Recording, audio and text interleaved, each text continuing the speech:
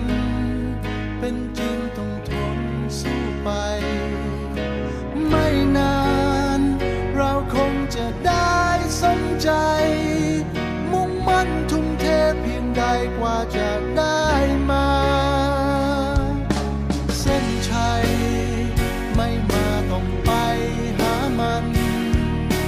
รางวัลมีไว้ให้คงตั้งใจ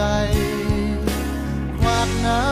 ำทิ่มแทงก่อนผ่านพ้นไป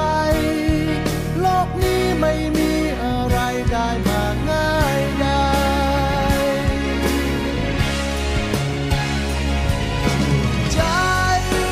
สู้หรือเปล่า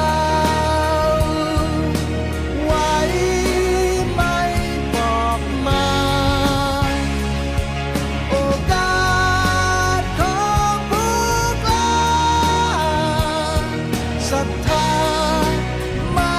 มีท้อ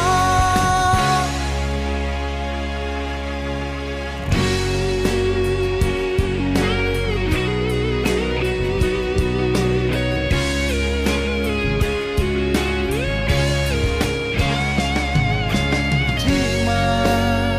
รู้ดีไม่รู้ที่ไปคนเรา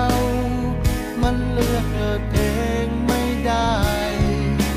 แต่เราเลือกได้จะเป็นเช่นไรเลือกได้จะทำตามใจด้วยตัวของเราหลายคนเชื่อในเรื่องโชคชะตาบางคนเชื่อมั่นในตัวเองชีวิตเรากำหนดขอ